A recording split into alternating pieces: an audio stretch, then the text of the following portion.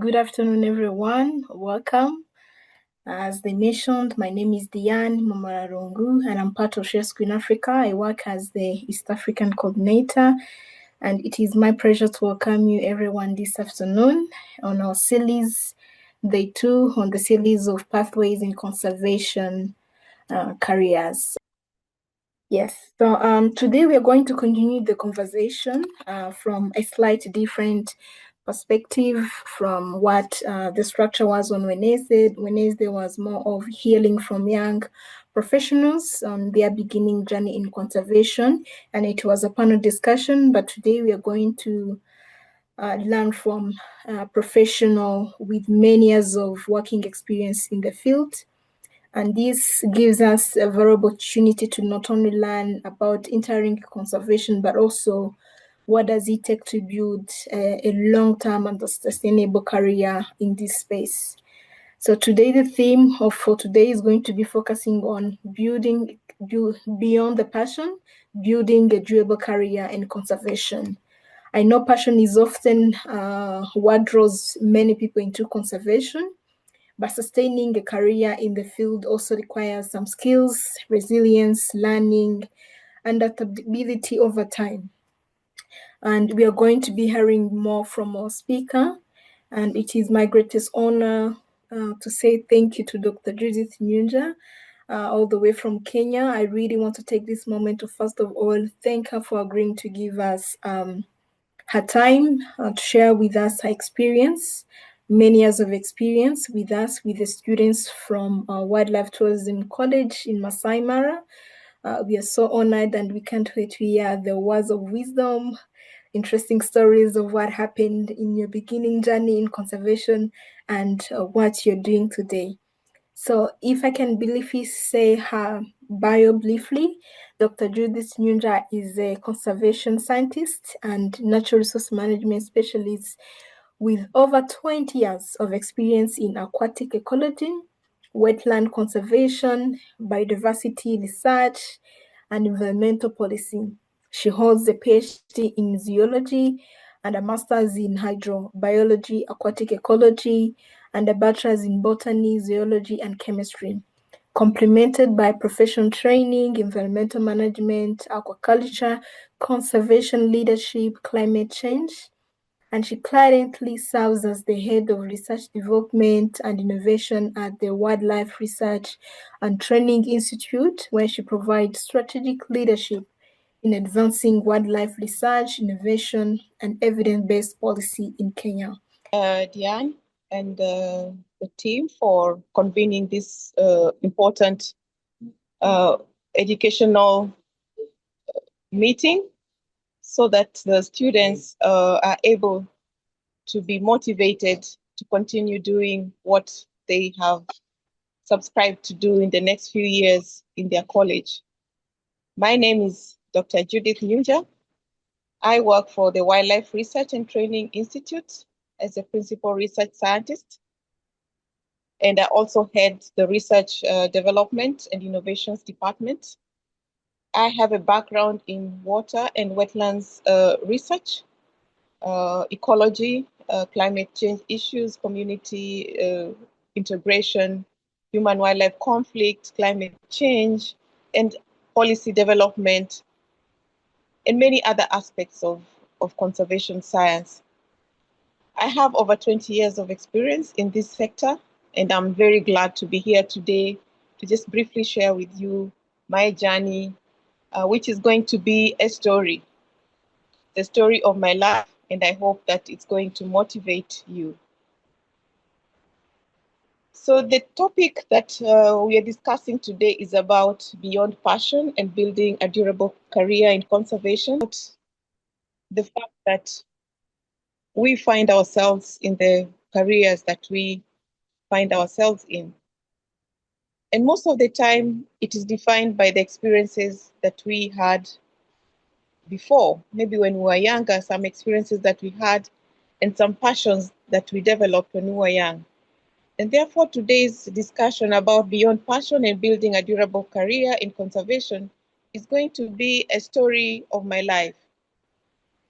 When people talk about careers in conservation, they often assume that the journey begins in a university lecture hall or in a wildlife park surrounded by animals.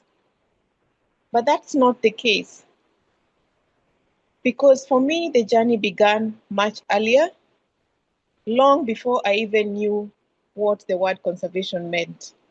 And that was when I was still very young. It began in two different but equally powerful landscapes, because I lived with my grandparents along the shores of Lake Victoria, and therefore I had experience of a lake ecosystem. I had experience of the aquatic life, but I also lived in the greener parts of Mount Kenya region, where I also had a different experience. So my early lessons when I lived along Lake Victoria are the memories that I shared with my grandfather, who was a fisherman.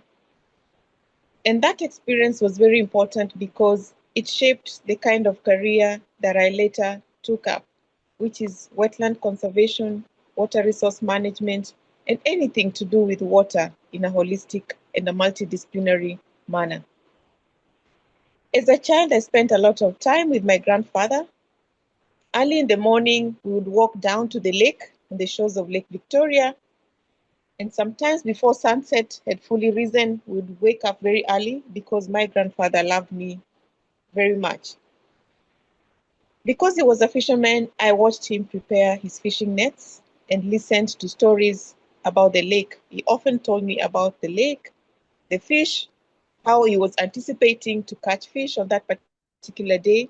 He also told me about the interesting water birds that he would meet. He told me about how the lake would sometimes be very rough and quite dangerous for the fishermen. And he also told me about the seasons, the rainy season, the dry season, and the impact on the lake and on the fish.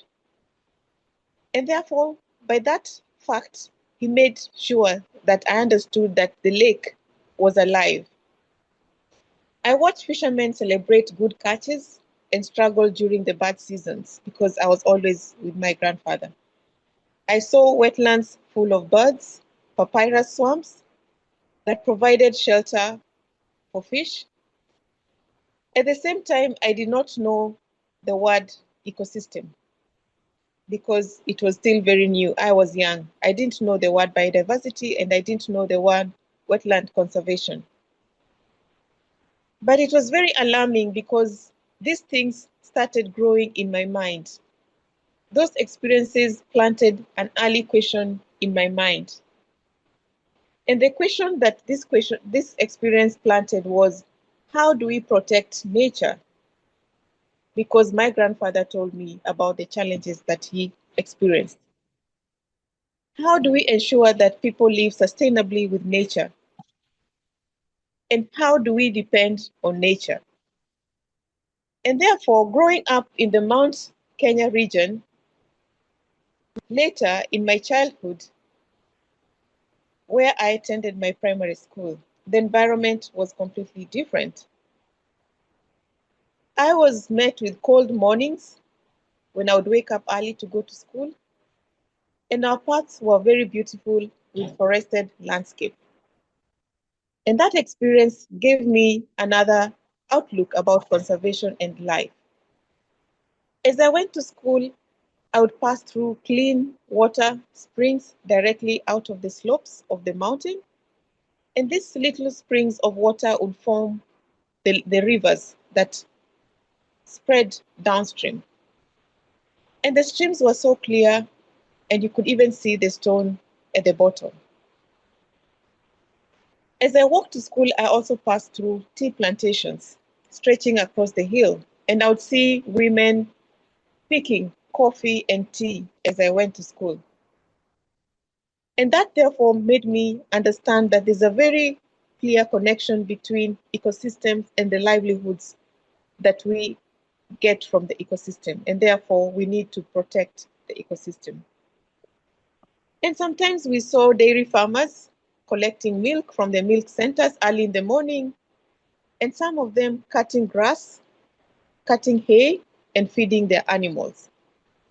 And the grass was often grown near the riparian land along the rivers and the springs that we passed by. Looking back, I realized that these scenes were very powerful lessons about healthy ecosystems and how they support livelihoods.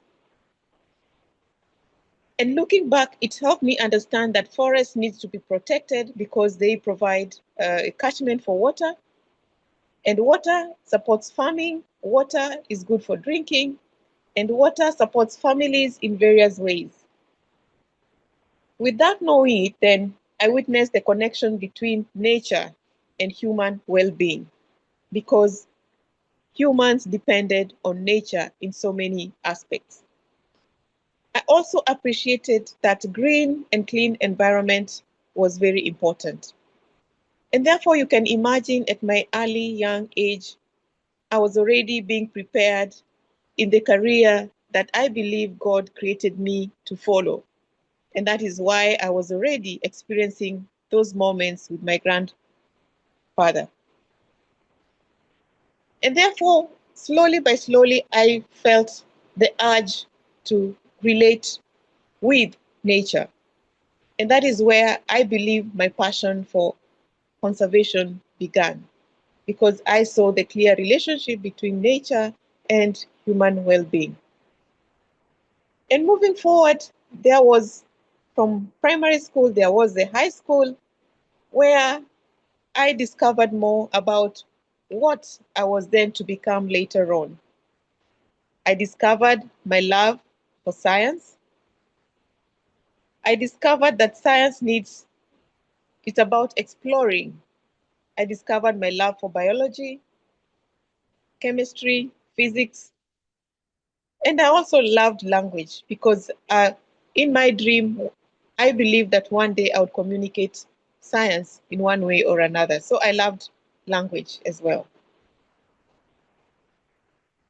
And the love for science really fascinated me because they helped me explain the natural processes I observed through my childhood. Because now my teachers were able to explain everything, and therefore I would be able to understand then. I understood why rivers flow year round in some places and dry up in others. I understood why fish population changes because of overfishing, destructive fishing, because of climate change scenarios. I understood why forests were so important for water. And these questions motivated me to study harder and to really delve myself deeper into biological concepts. I performed very well academically, and by the time I finished high school, I knew my future was in science and in environment. And because I performed very well, there was the stage of moving on to the university where I was admitted to the University of Nairobi, and I pursued a bachelor's degree in botany, zoology, and chemistry. And this is just to affirm the fact that because I love biology and therefore I wanted to study biology even further. And that was to just ensure that my curiosity was answered. The university was a turning point for me because now I graduated further to understand how ecosystems work. I learned what wetlands were, what rivers are connected, how lakes and forests and oceans are complex systems, and how they are complex and how they support biodiversity and human life. So at the university, the complexity of nature and human well-being was expounded even further.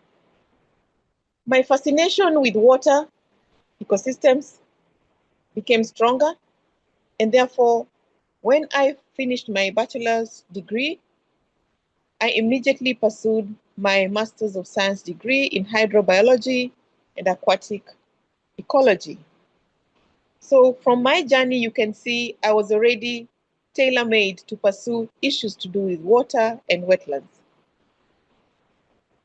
And after I did my master's degree, I eventually pursued a PhD in zoology through collaboration of the University of Nairobi and a university in Belgium.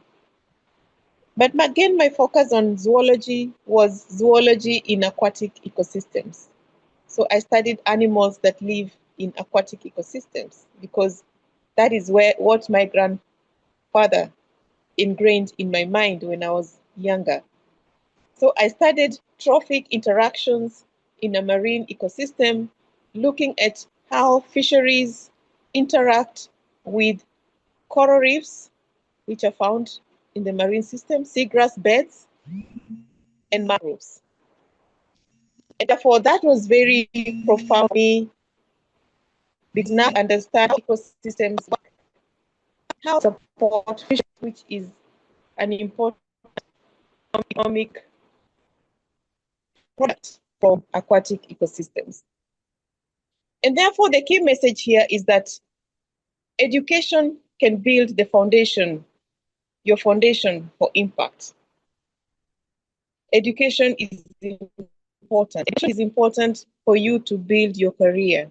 You cannot build your career without education, and you need a firm education to be.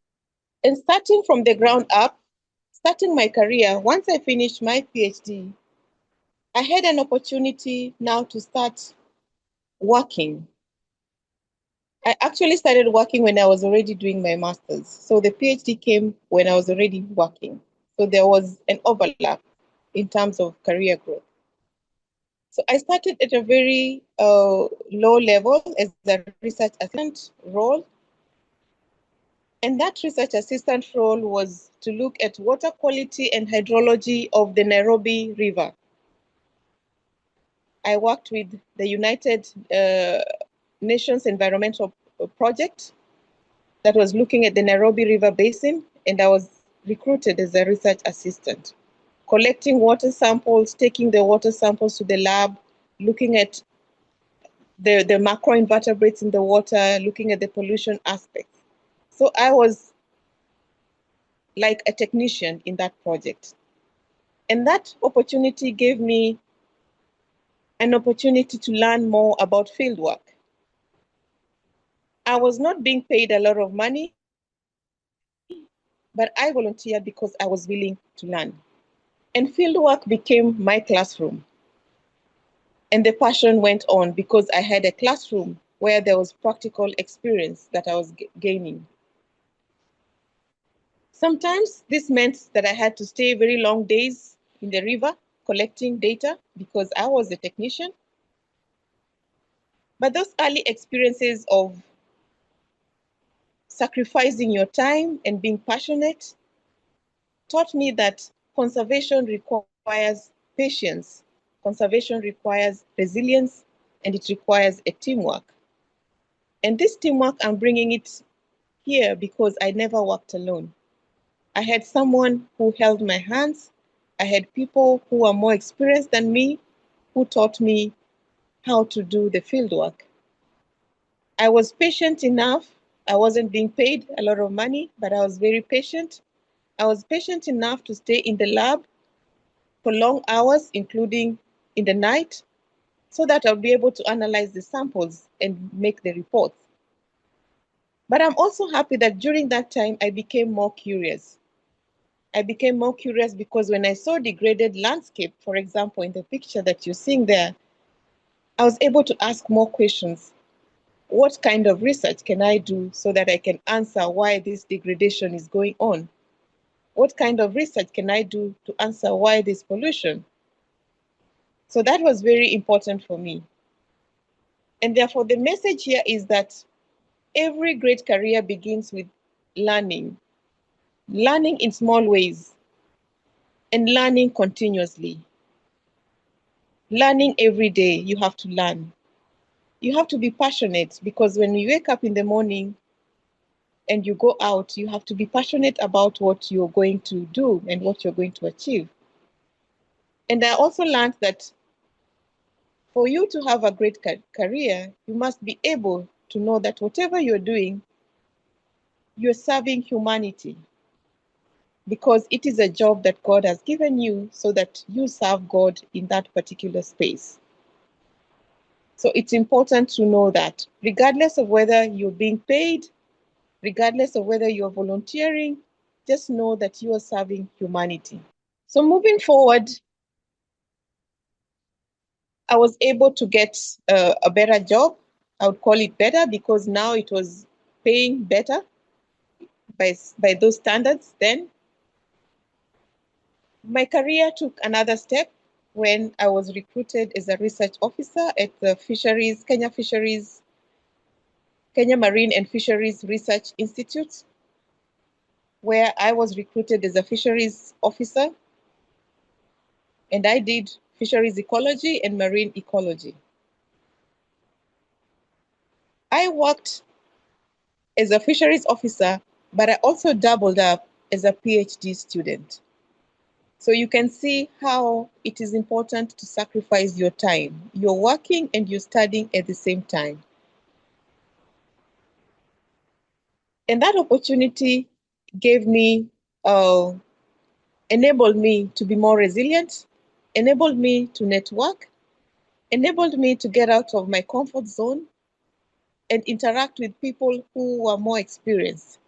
And therefore, I cannot regret going through that career journey when I had so much pressure as a student and as a worker. From there, I had an opportunity. I worked at Kenya Marine for about 5 years. And then I had an opportunity to go to the Kenya Wildlife Service and became the wetlands program coordinator and a senior scientist. And that role was a national role where my role was really to look at the ecology of all water systems in protected areas in this country and how water is available for wildlife in those particular areas. In that role, I could not do it alone. So I had to partner with very many conservation entities. I had to look for resources, and I had to do a lot of reports, management reports, as the program coordinator. During that period, I had the opportunity to become the national focal point for the Ramsar Convention on Wetlands, which Kenya is a party to, and therefore all issues to do with the Ramsar Convention on Wetlands fell on my desk. So my work became very national and very broader and very global because I had to report to the global platform on what Kenya is doing in terms of wetlands conservation. One of the main milestones that I achieved during that particular time was we did not have an atlas of wetlands. We did not know where all our wetlands are. We knew only the big wetlands, but we didn't know other smaller ones. And therefore, during that time, I was able to spearhead that program and develop the first national wetland atlas in Kenya. Similarly, we worked together with other partners and developed the first national wetland policy for Kenya. And therefore, getting into the national platform enabled me to influence policy, to bring science policy nexus, to make it stronger, the science and how it can influence policy. Because this policy, when we were developing it, we had to make sure that all the scientific information was collated, synthesized in a way that the policymakers were able to understand. In career growth, you grow from one step, from younger, career age, and you go to mid and you go to higher level. As I grew in my career, I went into more leadership positions and more responsibility came in place. And I was able to be given an opportunity to be a technical coordinator for a very big project at the coast that was supported by the World Bank. And that project was looking at integrated management of wildlife resources at the coast, both the aquatic, in the marine, and also in the terrestrial ecosystem. So the responsibility kept growing. But as the responsibility kept growing, I never isolated myself. I worked with people who were ahead of me. I worked with my peers to learn together. I worked with those who were below me so that I could mentor them. And that helped me to grow continuously. And from that program, then I moved from government entity and worked for the NGO world, the non-governmental entity, the Worldwide Fund for Nature, as a program manager for the coastal program. Again, at a leadership position where I was able to mobilize resources for the coastal program, to work with communities, and to implement all the conservation programs. And as we did that, we mentored young people who were attached to our office. We had people who were coming as volunteers and people who were interns so that we would mentor them. And one of the key lessons that we learned is that for you to grow again, you need different people to hold your hands. You need to work with stakeholders. You can never work alone. And conservation requires collaboration. And as you collaborate, you need to do strategic communication. So every time we had an opportunity to attend conferences, we would attend these conferences and share our experiences and share the research work that we did. And one of the recent conferences is, you can see from that picture, is the Wildlife Scientific Conference that was held, where we shared together with the world and together with other partners what we are doing in Kenya and in the region regarding science and how it impacts on conservation. As the head of research development at the Wildlife Research Institute is more broader again. Now I have moved from being specialized. So from that, I realized that as you grow in your career, you stop being specialized and you start becoming a very general person. So this, because you're dealing with multi-stakeholder issues, you're dealing with multi-cultural setups, you're dealing with multidisciplinary programs. And therefore you move from being a specialist to a general person. So therefore, my program includes developing multidisciplinary research, resource mobilization, developing partnerships and mentorships. And mentorship, both academic mentorship, mentorship down to community level, mentorship even to small children.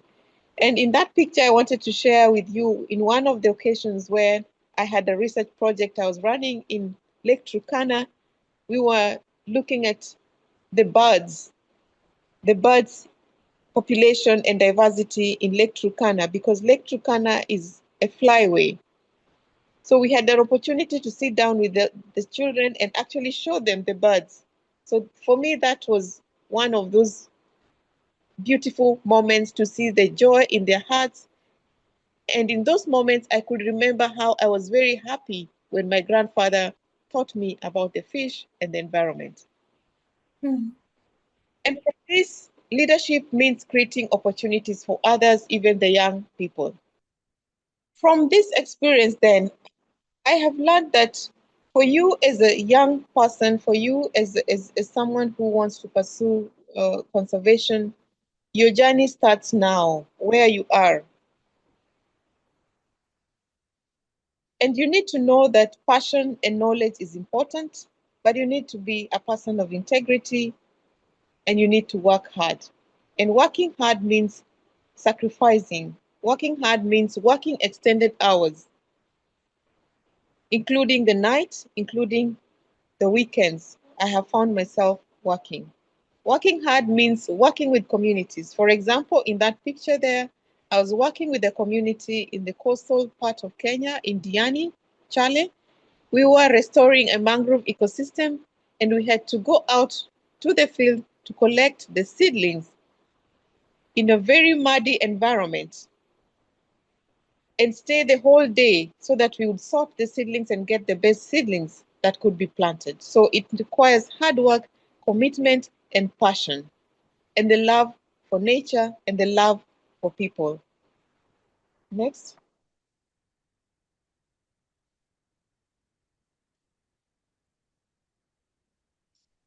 And therefore, as you grow up in your career, it's important to know that curiosity is the beginning of every great scientist. You have to be curious, you have to ask questions. you have to look around. You have to find, how can I solve a problem? What is the problem? What is the problem that the society is facing? And how can I contribute to providing solution for that problem? You have to be passionate, because passion opens doors. And you have to be disciplined, because you have to work consistently so that you keep opening more doors. Conservation is about people as much as it's about nature. So if you want to delve into the conservation career, unity for the sake of people, you have to think about working for God. So in conclusion, I would like to say that the future of the world, rivers and lakes and ecosystems and forests and everything, biodiversity, will be decided by people like you and me. Where you are right now, you can start. And therefore, you are in the right path. You are in the right space. You have the correct people and networks. As long as you're passionate, as long as you're disciplined, as long as you can see the bigger picture regarding conservation and making the world a better place. And to finish my talk today, I would like to quote what Wangari Maathai said. Our legendary Wangari Maathai. It's the little things citizens do, that's what will make the difference. And my little thing is planting trees. So for you, my colleagues and my friends and the students and everybody who is listening to this, what is your little thing that you're doing to safeguard nature, to safeguard humanity, and to ensure that we have sustainable development? Thank you very much for taking your time to listen to my career path and my story today. Thank you. It's my pleasure to be here and glad to hear from Dr. Judith, and happy also to hear that she's from WRTI. WRTI is the school that I took my course as well, so I'm glad to hear from the background as well. So my question to her is, how, at her point of view, how do you say about the young generations who are coming up, that particularly they haven't ventured into wildlife and conservation? How would you try as a young conservationist to win such minds? You know, these are people who are brilliant, who understand, you know, how the world is going, how people are being westernized, and how can you make that change so that even if someone have taken, let's say, engineering, and that person is being found in a space that particularly sound to be the hot spots for wildlife, or hot spot or hotspot for breeding of some very important species, and that person has got the right to win that place. And to you as a young conservationist, and to you in that uncle, Doctari, how do you motivate, or would you be in a position to win such a mind to impress conservation, and also despite having a different cause, but also to impress that conservation and make it as a blue economy? Thank you, Eric, and I'm happy to hear that you are associated with my institution, which is one of the best institutions in wildlife training. You're So, right. how do we interest the young people to love conservation, to venture into conservation? I think we have to look at conservation as an economic venture, not just for protection, but we need to explore further the wildlife economy. I'd call it wildlife economy because we have great biodiversity. And from this biodiversity, the flora and the fauna can be utilized to develop products, can be utilized for consumption in different ways, can be utilized for establishing ecotourism ventures. So for young people, it is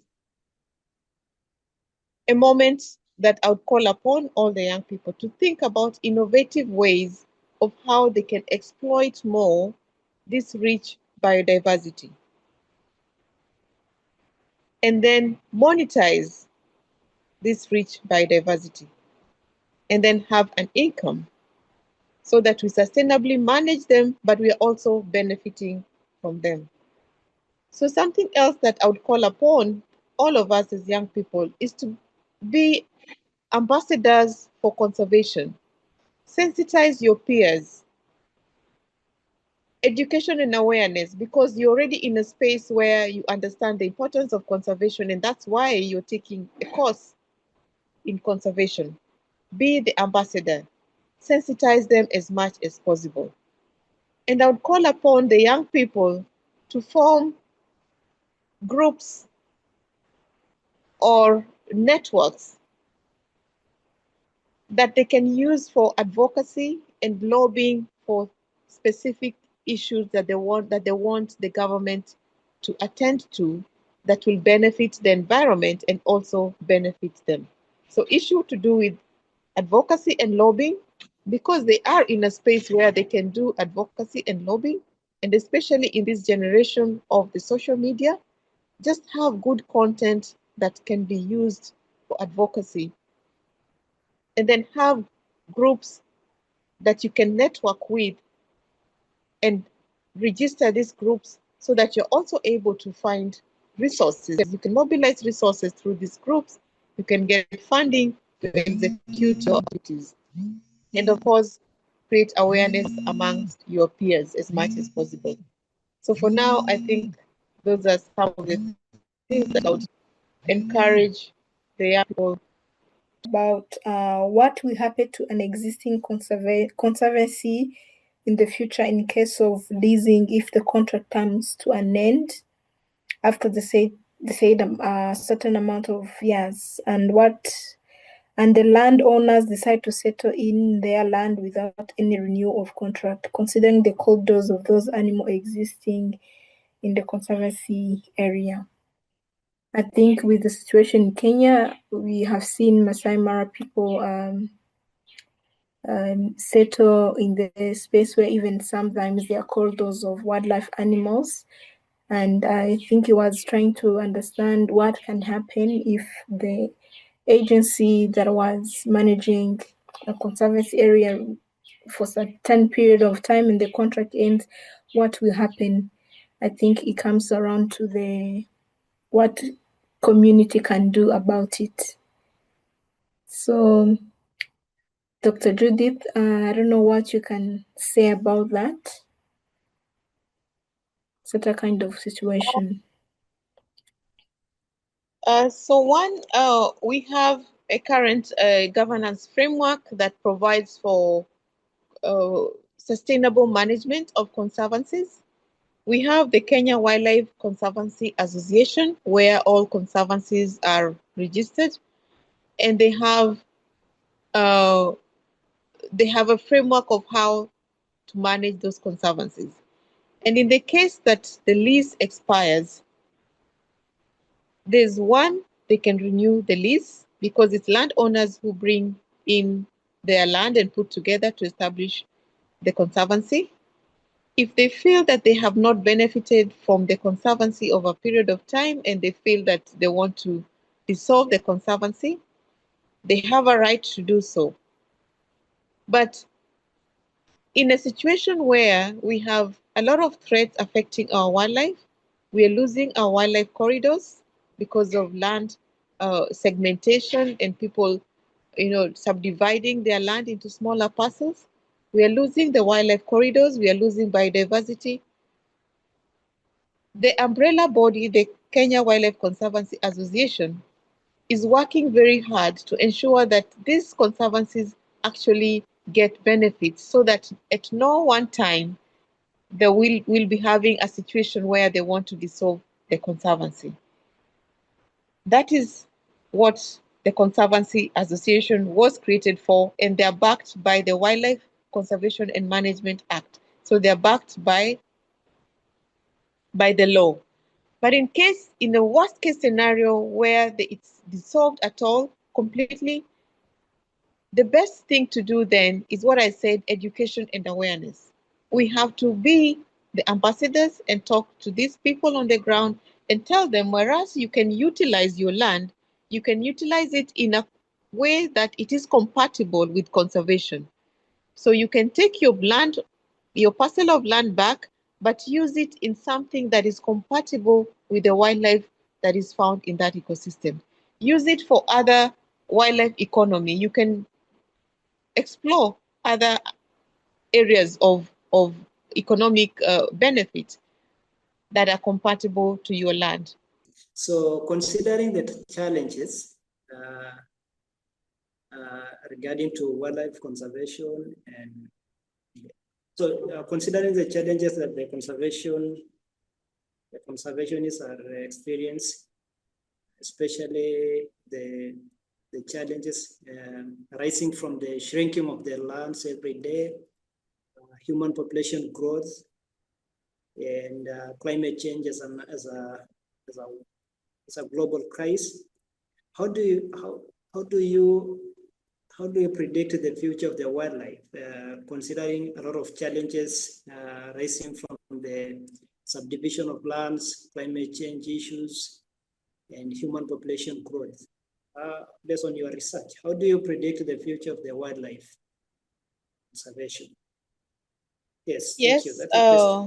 With the challenges you mentioned, there's human population growth, and therefore land is becoming smaller and smaller. So the land is shrinking, and of course there's the impacts of climate change where we have droughts and floods. When we have droughts, the animals die. When we have floods, they also cause havoc. So with that in place, the population would decline. With those threats, we have a general trajectory of population declining generally. But because of the conservation efforts that are being taken by Kenya Wildlife Service in terms of protecting wildlife in protected areas and also outside protected areas, we have actually seen increase in population of some wildlife species. For example, the elephant population was recently reported to have increased significantly from the previous years. So we have those pockets that active management has led to increase in population, but we also have areas where we have decline in population. So it's up to us as conservationists to up our game, to raise more awareness so that we are able to preserve our wildlife species. Well, there's another interesting question from Anthony. I think he's looking for a recommendation in terms of valuable skills that will be more beneficial in the future of conservation. I think here, Dr. Judith, if you agree with me, they are trying to see if you could recommend them some extra skills they can pursue beyond their degree they're pursuing. Are there some skills you can recommend them to pursue that would be valuable in the future of conservation? Yes, in the world that we live in now, communication is becoming very critical in the digital space. So I would recommend that people improve their skills in the digital space, especially with the artificial intelligence, and how we can use that to solve most of our environmental and conservation issues. We could do that. They can be more innovative. They can develop some tools or applications that can be used to monitor wildlife so that we move away from how we monitored ecosystems by physically collecting samples and working very long hours. We can use innovative technology to make work easier if we become more innovative in this sector. So communication and digital tools are critical. I would also like is about networking and collaboration, because as I mentioned, you cannot do this alone because the world is connected. The river is connected. The forest is connected to the river. So you cannot do this alone. There's the upstream, downstream connectivity. So we need partnerships. We need partnerships at community level, county government level in the Kenyan context, and also at the national level, and moving further to the regional level, because we cannot do that alone. For example, the lake where I talked about is a regional water body, and as Kenya, we cannot conserve it alone. We need the other countries in East Africa to help us conserve. So collaboration is a critical angle for conservation. Last question as we end. There's one question from the chat box, was about what actions do you take to resolve issues or challenges facing conservation, mainly on desertification, water scarcity, and pollution, which have reached a level of endangering both biodiversity and livelihoods of people. What would you do? What are some of the actions would you recommend, Dr. Judith, as our last question? I would recommend that we implement the existing laws and regulations. We have different acts of parliament, we have different legislations, we have different policies looking at climate change, desertification, water and pollution. We have laws in place. So I would recommend that we work together so that these laws and regulations are actually implemented on the ground. And that's the reason why I mentioned that as young people, we can come together and do what we call advocacy and lobbying from the ground, so that the government is able to implement the laws that the same government has developed. So advocacy and lobbying is very critical. The laws are there. And secondly, I would recommend that community members at that local level take ownership of the natural resource that they have in their area of jurisdiction, and take ownership in the sense that ensure that you preserve it, ensure that you do not cause pollution, ensure that you sustainably manage the water resource around you, ensure that you do not deforest your ecosystem so that there's no desertification. So that ownership should come from the bottom level and then scale up to the top where we have the government. And lastly, I would recommend that we engage the private sector. The private sector should be brought on board so that they are able to work with the communities, so that the wildlife economy that I was talking about is able to scale up into the industry, into production, and for people to see the economic benefit of the resources that they're conserving. And lastly, we need the NGOs to be on board to work with the communities to continue filling in the gap where the government is not able to provide support to preserve the ecosystem, to preserve nature. The NGO world should come on board and fill into that gap. Thank you. Thank you, Dr. Judith, and thank you, the audience. And before I let Dr. Judith to go, I wanted us to have like, I don't know, Dr. Judith, if you have like a concluding remarks for us. And maybe as you can do a concluding remarks for us, would you also talk about why is it difficult to achieve effective wildlife conservation in many developing countries? You can probably respond to that. One more last question in from the chat box, and then you give us a call to action. We call it an end. I think it is difficult to achieve conservation because we do not prioritize conservation. If indeed we prioritize conservation, we would put resources in terms of budgetary allocations, we would prioritize at national government level so that the laws and the regulations and the strategies that we have well crafted are implemented, because there's a budgetary component that requires its implementation. Number two, we need to raise more awareness. There's a lot of ignorance regarding why we preserve the environment. We need to raise education and awareness using all means, all communication channels. We need to do that. We need to rally our communities.